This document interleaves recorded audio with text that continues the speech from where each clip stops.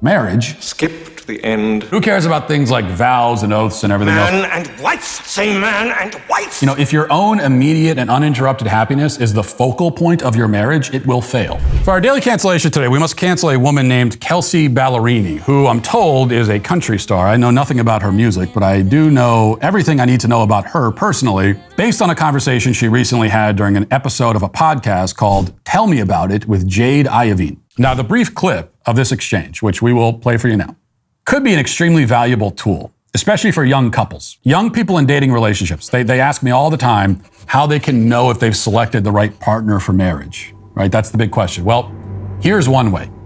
This is a good litmus test. Sit your girlfriend down or your boyfriend down, play the following clip for them, and then ask if they agree with the attitudes and perspectives they hear in it. And if the answer is anything but, oh hell no, are you kidding me?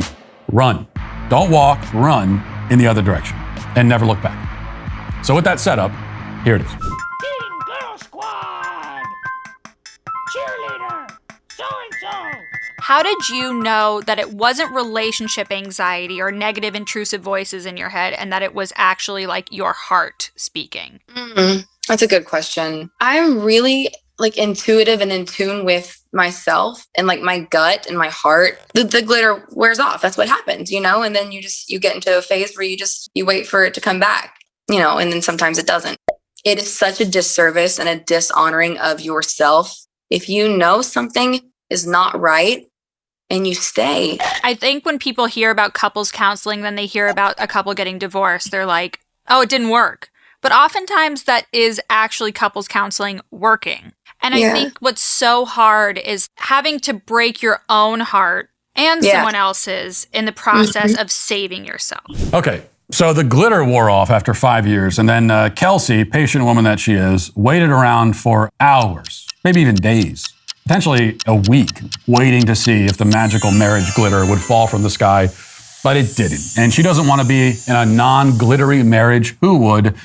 Indeed, she says that it would be dishonoring and a disservice to herself if she were to honor her marriage vows and remain loyal to the man that she pledged her undying love and devotion to. Take a note of this. Dishonor on you! Dishonor on your cow! But who cares about things like vows and oaths and everything else? I mean, think about the glitter. That's what matters. So she got up and left. Now, here's the issue with the marital insights offered by Kelsea and Jade.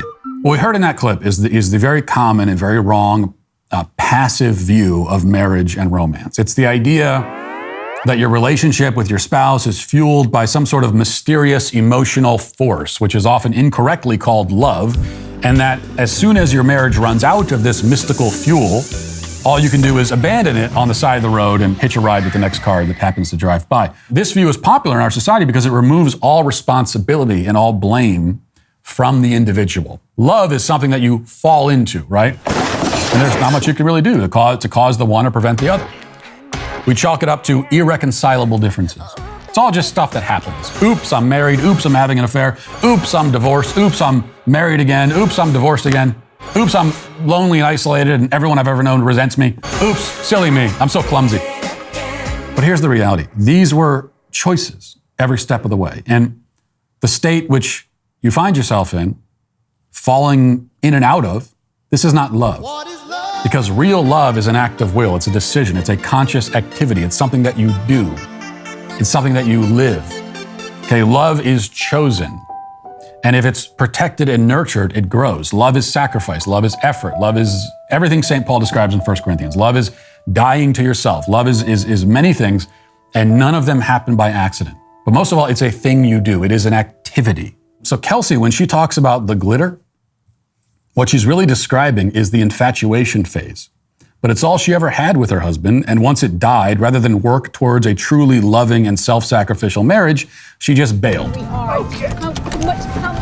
Of course, the other problem with this approach, aside from the fundamental misunderstanding about the nature and meaning of love, is that it's entirely self-centered. If your own immediate and uninterrupted happiness is the focal point of your marriage, it will fail. If the only thing you care about is your own happiness, you will never do anything worthwhile in your life. You will be a failure. You'll be a miserable failure for your entire life. You will live a pathetic, meaningless life, and you will die, and nobody will even remember that you existed. If you live entirely pursuing your own happiness and nothing else. Okay, it's not your spouse's job to make you happy every second of the day. There is no one on this earth who exists. Scratch that. There is no one who exists in the entire universe and whose only job is to make you happy. That doesn't exist anywhere. And so it's not fair to put that burden on your spouse, especially since the sort of people who expect others to make them happy all the time are also the sorts of people who are never happy, which means that you have given your spouse a literally impossible job that you will then blame them for failing to accomplish. And if it was just Kelsea Ballerini who had these misconceptions about marriage, it wouldn't even be worth addressing. But tragically, these misconceptions are shared by many in our culture, and it's why so many marriages fail, and so many others never even begin. And that's why it's still worth saying today. But unfortunately, Kelsea Ballerini is canceled. You know what company's looking out for you when they actually upgrade your service and they don't charge you for it? Pure Talk just added data to every new and existing plan. They're also including a mobile hotspot with each new plan as well, with no price increase whatsoever. If you've considered Pure Talk before, but you haven't made the switch, you need to take a look again. For just $20 a month, you'll get unlimited talk, text, and now 50% more 5G data plus a mobile hotspot. I love Pure Talk. Not only do they offer great services, but they also happen to be veteran-owned, and they only hire the best United States-based customer service team available. Remember, you vote with how you spend your money, so stop supporting woke wireless companies that don't support you. When you go to puretalk.com/Walsh, you'll save an additional 50% off your first month because they actually value you. That's puretalk.com/Walsh. Pure Talk, wireless for Americans by Americans. Gisele Bündchen, a supermodel and ex-wife of Tom Brady, is now speaking out publicly about her divorce from the former NFL star. Celebrities are very often shallow, self-absorbed, and stupid, and never does that become more apparent than when they are trying to publicly rationalize their failed marriages. Fox News has the story, quote, Brazilian supermodel Gisele Bündchen is breaking her silence about their divorce from former NFL superstar Tom Brady. The 42-year-old model said the split was the death of my dream, as she lost who was meant to be her partner for life. She lost him. Oh, she lost him, did she? What, did she let go of his hand at the mall? Did he wander off in the middle of the night? Lost him? No, she didn't lose him like you lose a pair of shoes. She chose to leave him as an active decision.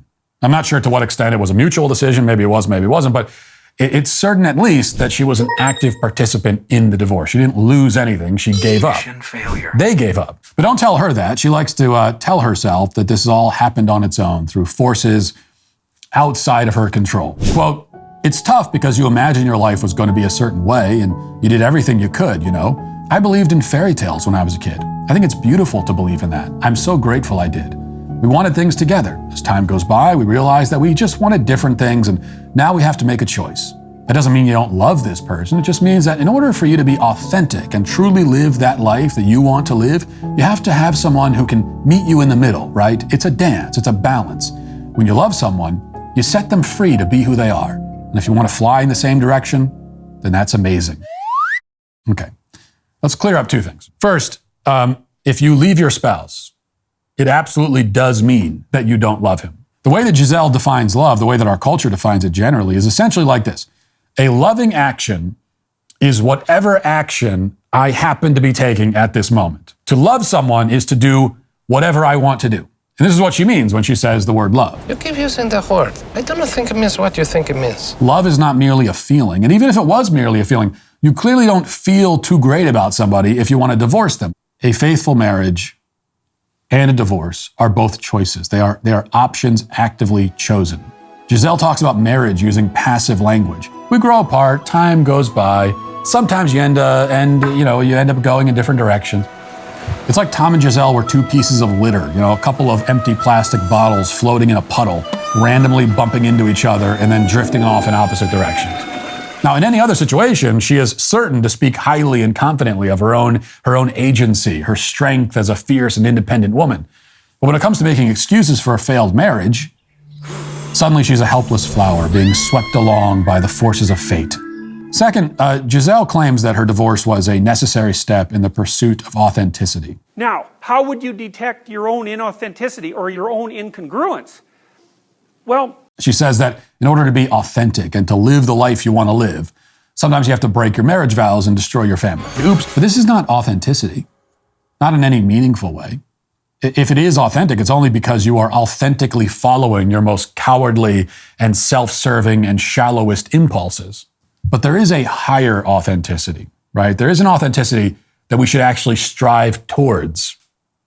And that is the authenticity of a virtuous life, the authenticity of faithfulness and love and sacrifice, the authenticity of promises kept and vows upheld. True authenticity can be found in the pursuit of something greater than yourself, which is what marriage is all about, or what it's supposed to be. And that's what Gisele has abandoned. And that's why she is today, finally, canceled. That may be the first time in my life a man has dared insult me. It won't be the last.